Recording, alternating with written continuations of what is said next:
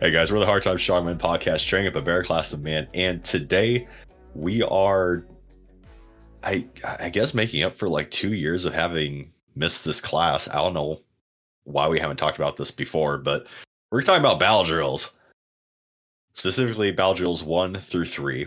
Our references for today: ATP 3-21.8, the Infantry Platoon Squad, and TC 3-21.76, the good old Ranger Handbook. I'm not gonna lie, man. Practicing these battle drills was probably one of the most fun things I ever did at basic training. I was gonna say, like, I remember specifically one day, like, and granted, I went in the worst time ever because I was Yeah, dying in that Georgia heat. But you're an idiot. like, I just remember, I know it's no forward thinking, weird for a 20-year-old. Um, Right. but we were doing something out in the, out on the PT yard. I think it was just bounding, just over and over, like so long, and like we were all just Mhm. like hating life. I looked over at one dude. I'm like, dude, we're getting paid for this. And then he like perked up and he's like, oh yeah, you're right. Like, oh, that's pretty cool. All right. Yep.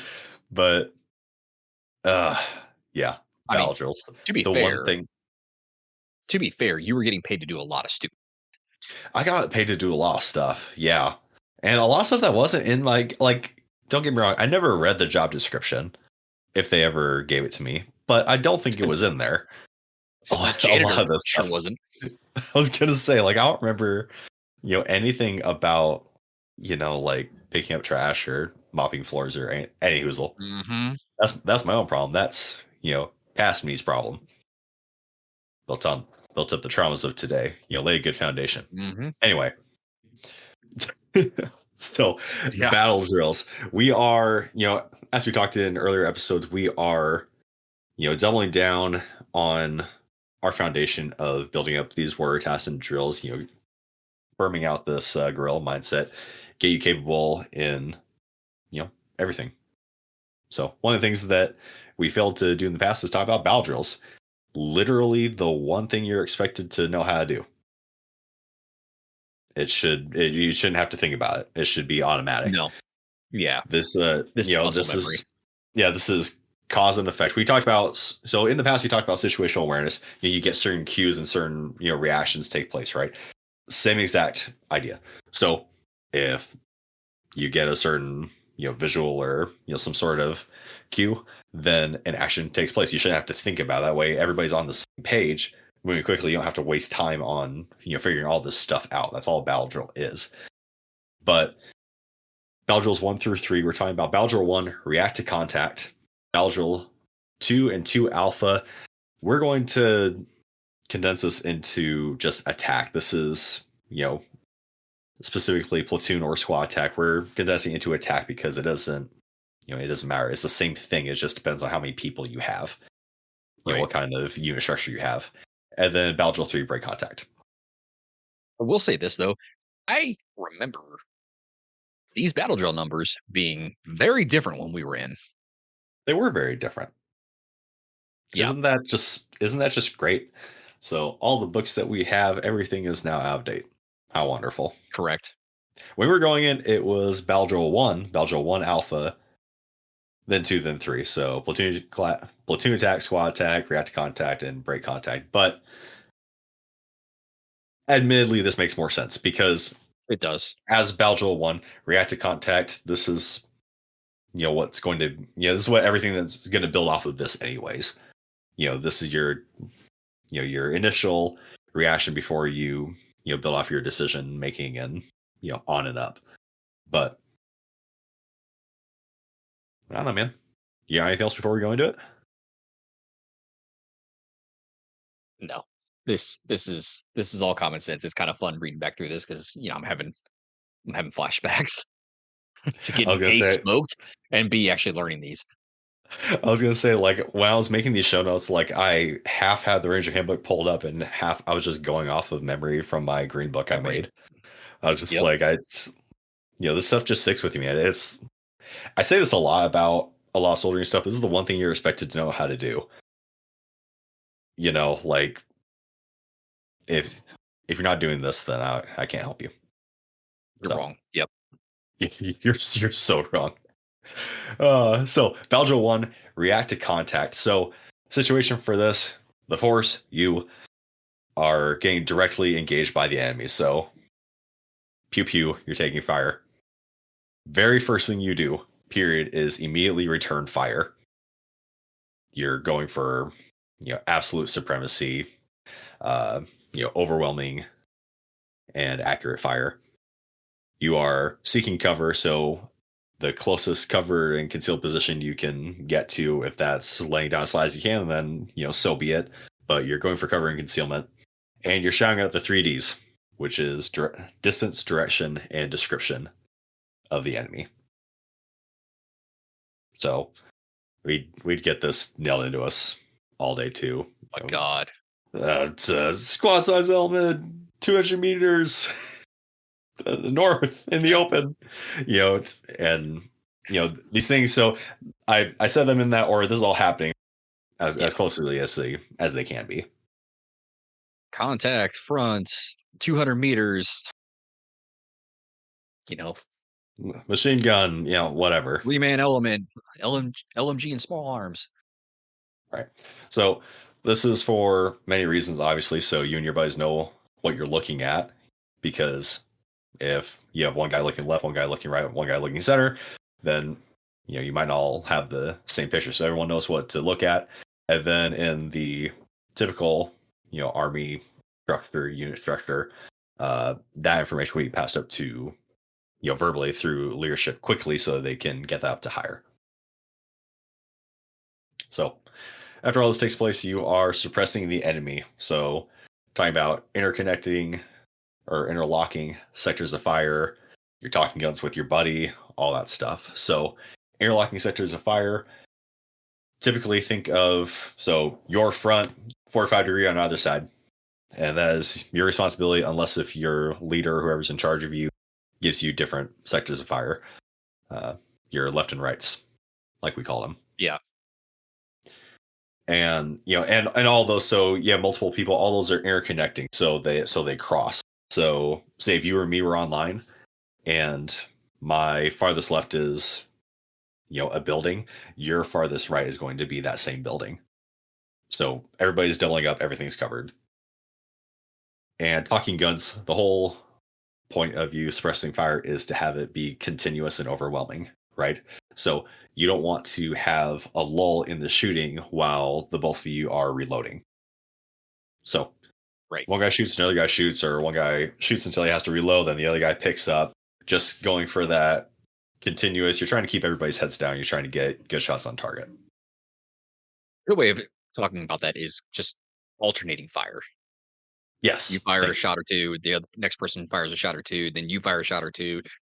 Repeat until one of you runs out of ammo, and then the other person fills in for your lack of fire at the time with more fire until they have to reload, and then yeah. So much fire. All the fire. I call it peace through superior firepower. Yeah. It's peaceful on my side if you're not shooting at me. It's great if I'm not getting shot at. It's gonna suck for the guy on the other end. Well, you know what? He deserves it.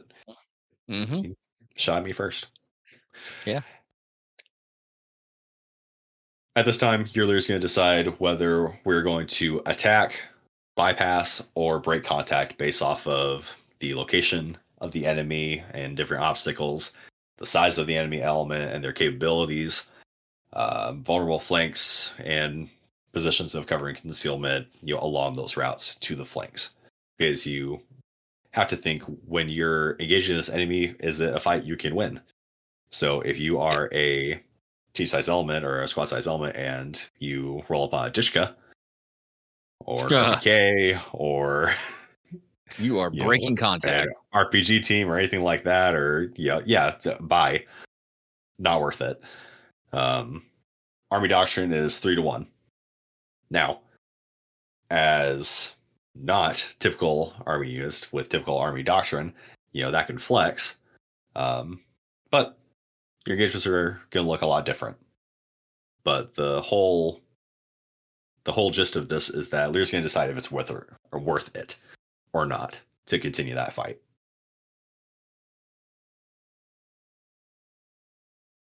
really comes down to having good judgment in that case. Like, Yeah. can you, as a team of 3, take on a team of 12? I mean, maybe if you can get a A lot of guy or factors. 2 on their flank. Yeah. I mean, I mean, yeah, I don't like those odds at all. I Honestly, don't and either. I'm not fighting to completely destroy that element, anyways. Unless if I'm in like uber bad straits and something needs to happen. I mean, I'd rather leave behind a claymore to try to lure them in. By rat trap, I mean shooting somebody in the stomach or the groin and letting them bleed out while their buddies take care of them. But any whoozle, Yeah, that works too. Or just yeah, launching, a 320 golly, into their pack. what a beautiful machine. So Lear decides based off of all the information he has available and looking forward to what he believes to be possible, whether or not we can make the fight or if we gotta leave. That is react to contact, your initial reaction. And real quick, guys, let's hear from our sponsors.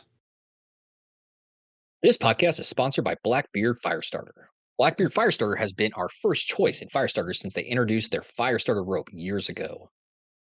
Blackbeard offers their fire starters, their fire plugs, arc lighters, ferro rods, stormproof matches, everything you need to get a fire started. Their products are made right here in the US, wind and waterproof, have an insane burn time. They're basically dummy proof. And to help you out, Blackbeard let us cherry pick from their store everything that we want, everything that we thought you needed to get a fire started, and we call it our Hard Time Strong Men Fire Kit. On top of that, they're also offering a 15% discount on anything in their store when you enter code STRONGMEN at checkout. We can't recommend Blackbeard enough. They stand behind their products, and so do we. Be sure to check them out at blackbeardfire.com and on Instagram at blackbeardfire. And as always, stay in the fight. Stay in the fight. And now a word from our newest sponsor, Granite Rifle Group. Granite Rifle Group is a precision rifle company owned and operated by a USMC veteran. You've probably heard him on our show. Granite offers turnkey rifle solutions built around your field use with plug-and-play upgrades available to tailor your rifle for your specific needs. GRG offers simple rifle kits or complete custom builds available to suit every need, from the weekend target shooter or hunter to the long-range precision rifleman. Granite Rifle Group is all about putting high-quality precision rifles into the hands of Americans to extend the reach of the American rifleman. And when you use the code STRONGMEN at checkout, you'll get 6.9% off your order. Nice. Nice. Check them out at graniteriflegroup.com or find them on Instagram at granite_rifle_group_LLC. And as always, stay in the fight. Stay in the fight. So that brings us to Battle Drill 2 and 2 Alpha. So 2 is just the platoon size, 2 Alpha is your squad attack. And I'm not going to go into the rant of Let's if just you have call an it Alpha, attack. you need a Bravo. So yeah, 2/2 Alpha. We're going to call it attack. So this is you are either initiating contact or you are reacting to contact. So if you're initiating, your leader is going to place your force with interconnecting sectors of fire, like we talked about, and they only initiate once both suppression and assault elements are prepped. So this is going to be your closest position of cover and concealment. And when we're talking This about takes suppression and assault discipline. elements, yes, this takes discipline. When we're talking about this, you're going to be dividing your element into 2 teams. One is going to be your suppression or cover by fire, and the other is going to be your assault element, which is going to be the element that pulls back and circles around to the flank in cover and concealment, so that you can henceforth close with and destroy the enemy. There's a lot of considerations with this. So Yes. in a doctrinal line unit and line squad, right? So you have different weapon systems. You have your saws, your 240 all that stuff. This is going to depend on what you have available, but your support by fire, your suppression element is going to be burning through ammo. Oh yeah. Because as soon as you initiate contact or you are reacting to contact, that element's not moving. Like you Yeah. guys are, like we said, we're reacting, we're getting that fire superiority, we're getting online, we're doing the 3Ds, all the stuff. But then they're stuck, essentially. until we Yeah. decide that we're bounding, we're breaking contact or we're assaulting through. So keep that in mind with whatever weapon systems that you have. And a lot of time, you can't choose, who's going to, meet the contact first. But the whole time that you are using that maneuver element, that assault element, the whole time they're moving and getting online, they're still shooting. Oh yeah. This the thing called machine gun math, right? Whatever weapon system you're using times, whatever uh whatever rate of fire equals how much time you have. So gotta keep that in mind. That's why It's we say good that to when know that we're equation. right. So that's why we're saying when we're initiating contact, you better be darn good and ready. Because if you Yeah. don't have everything, buttoned up, then that's on you. And that assault element better be hauling butt to get where they need to Mhm. be. And that may be 100 meters, that may be 500 meters. You don't know. Yeah. Like, So you just right, gotta get around them. right. So and we'll get into the nitty when we talk about the reacting, but when we talk about, like you said, the suppressing and the assaulting element, the assaulting element when they move, so they're behind the suppressing element. So they're moving in the best cover and concealed route to the flank of the enemy because they obviously don't want to be observed, right? Right. And then they're getting online and they're getting established in their sectors of fire and everything. Once that's all set up, then whoever is in charge of them, their leader, signals to the leader of the suppression element, and we get the party started. Oh, yeah. But Shifting of fire, all the stuff. suppression of fire as they assault through. Yeah, it's Let's fun. talk I about it. love that one. Yeah, why Let's not? talk about it. So if reacting to contact, right? So the element that initially took contact, the team that took contact, your suppressing element, right? Now gains and maintains accurate suppressive fire. So those interlocking such as fire, talking guns, and we're trying to get superior violence. The force that is not actively engaged, your assault element, starts to move. So they break off from that suppressive element and they maneuver to the enemy flank in that best covered and concealed route. At that point, they get in place to the closest covered and concealed position to the enemy. Once that is set, that leader will call for a shift and lift fire. So shifting fire, imagine an L shape, right? So the suppressing element is shooting at the kill zone. When assault's ready to move, they start moving. They shift fire. So you shift fire left, shift fire right. Whatever is the opposite, direction of your guys, because you don't want to, fraggle people. Right. And once you call shift fire, assault needs to be moving because they're no longer being suppressed in that area where they're moving now. So assault Yeah. needs to be getting after it. Like you said, with violence of action, quickly shooting the whole time, and they are assaulting through the objective. Yeah. This is where the saying speed, surprise, and violence of action comes into play. Because the enemy hopefully doesn't know that that element is there. And Right. once that kicks off, they need to be hauling and they need to be shooting and destroying everything in their path. If it is alive, if it is breathing, if it is near a weapon, it can be shot until you walk by it. Unless you're not in the actual military, in which case you can double back and shoot them in the head.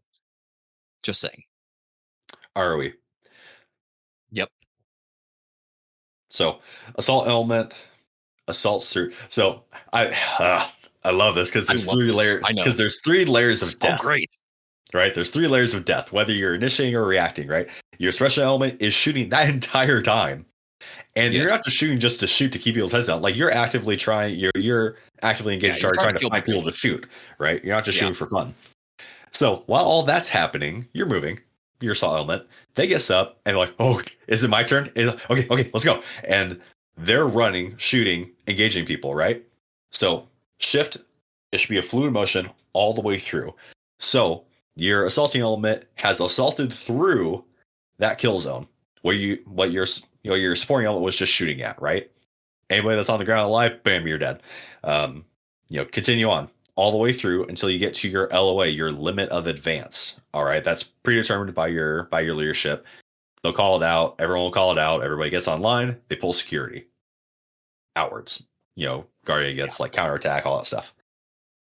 Once the suppression element hears LOA, they assault through. So first layer of death, second layer of death, third layer of death, all the way through. Once they get through to their LOA, the farthest, in the kill zone, in the kill box, everything in there should be dead or destroyed. Yeah. That's the whole point of it, right? Yeah, there should be no one left alive. No one at all. If there is, that you failed. You did a terrible job, and you should be Yep. honestly kind of ashamed because you had 3 chances. At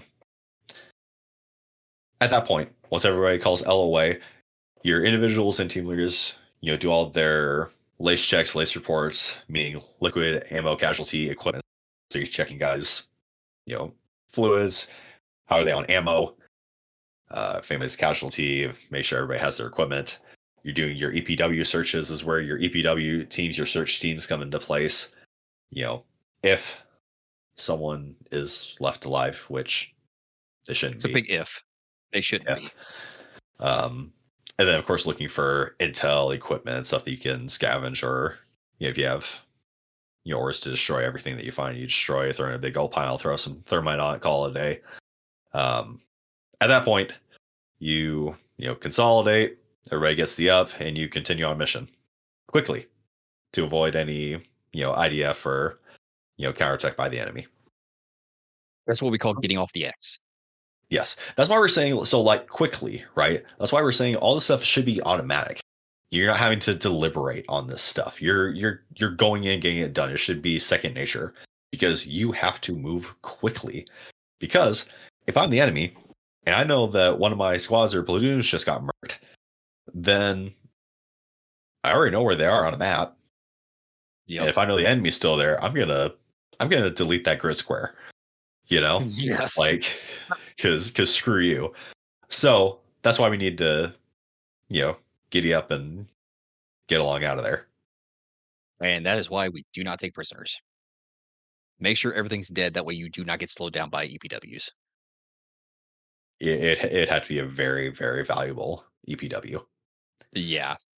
And at that point, if I'm looking for HVTs, then I'm looking for HVTs. I'm not performing an attack or assault. No. So. Yeah, exactly. And to be honest, I can't stress this enough. What this actually looks like. You have more than likely, if you have an element big enough, you are walking in wedges. You're walking in wedges, and the front wedge gets engaged. They get online. The other one moves around, gets online. So you basically have an L Well, for the space, right? So you're talking about wedges, for the right? space. What's Yeah. the distance between dudes in a wedge? Quite large. 10 meters, 25 meters. I can't remember. Yeah, 10 to 15, right? 5 to 15, depending Yeah. on Yeah. your environment. So this is big. Yeah. This is a big area, guys. Mhm. That's why it's also important. So just for your command and control, you have to be able to see and hear everybody, right? The Because range between if your people buddies is pick up and because of move and a you hand don't, grenade. yeah. So 5 to 10 meters, right? But Yeah. if your little private on the end of the wedge doesn't hear you and you pick up and leave without them, that's an issue, right? Yeah. So, anywhoozle, yeah. So it covers quite a bit of space, whatever your It box does. is. But anyway, when this assault element pushes through, it is literally just a wall of death. It is just a straight wall of death, just fluidly moving straight across until it gets to the other end, and then holy crap, here comes the next wall of death straight through. Like this is why Well, we say there should be nothing left alive. yeah, because I mean, the whole time that's all element's moving, like people are shooting, like Hmm. the whole time, like death is happening the The whole whole time. time. And then if you're going through while they're still pinned down, because this is a fluid motion, right? And then they're like, oh, holy crap, you were over there and you're shooting the whole time. And you walk all the way through. And then the support fire goes back over again. Yeah, everything should be dead. And if It's a you could think beautiful critically machine. about that, the gunfight is not quiet. Unless even if you're running suppressors, it is not quiet. Not gonna be heard for a long, long way, even if nobody radioed that they were being attacked. That gunfire can be heard Yeah, from a long way. That's why we say get the hell off the X. Get out of there because time to everybody leave. in that zip code knows you're there. Yeah. So I mean, reinforcements, counterattack, indirect fire, gas, all that stuff Oh yeah. could be knocking. Yep. So not great. Nope. So let's hit break contact. Let's battle drill 3 Yeah. guys. Battle For the drill 3 break cowards. contact. Yeah, well, to be honest, man, 90% of the time in the army, if you got engaged, it's probably gonna be a break contact moment because you don't know how large of an element you're facing, and Well, leadership seemed to be I say that in jest, right? So doctrinally in yeah. the army, if you don't have a 3-to-1, you're breaking contact. That's just Mhm, per doctrine, right? That's mhm. drilled into every leader. If there is a confirmed marksman or sniper, suspected sniper, you're breaking contact. Oh, yeah, you're gone. Okay. If you show up LG, you're and gone. yeah, I was gonna say if you show up and like your little squad and you roll up on a dish, you're gone. Bye.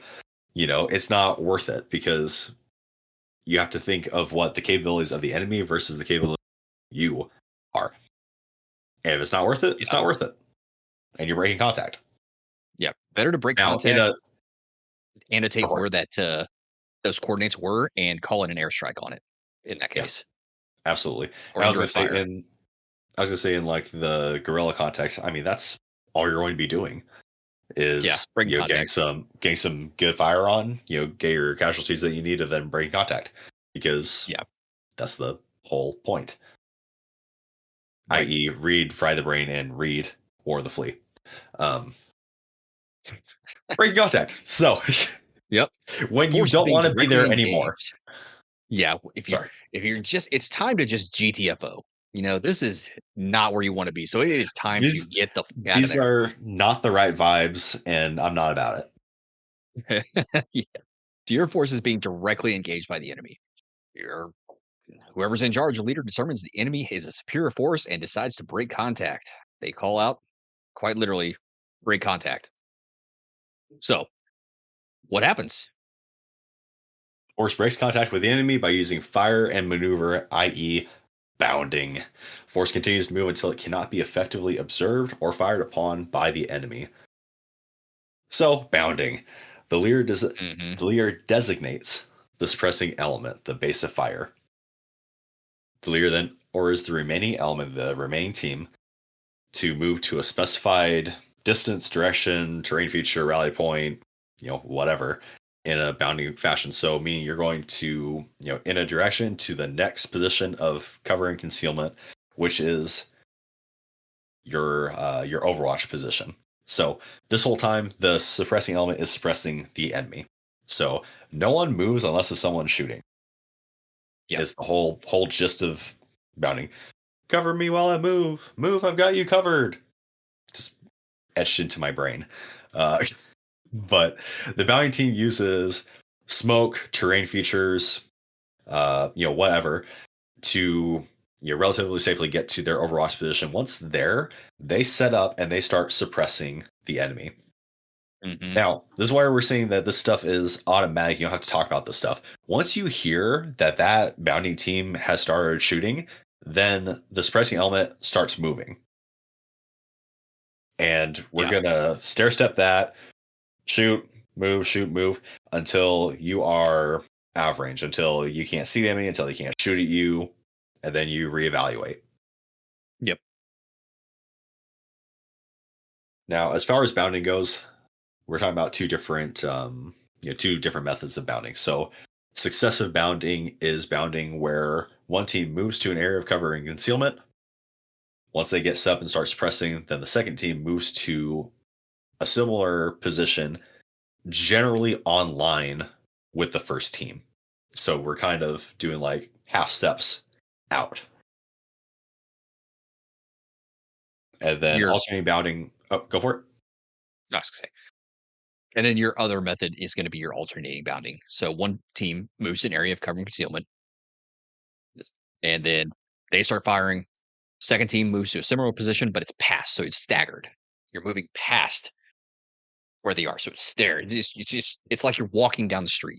Each step is further than the other one, but it's the same distance. It's the same principle here, except whenever you're set, you're shooting. So Right. And this is generally a faster way of bounding and get more distance covered, but yep, this sucks. Oh, it sucks so yeah, bad it's because terrible. you are bounding is laborious, and alternating bounding, you are running so far. Yeah, Oh, successive is a lot it's better ter- for.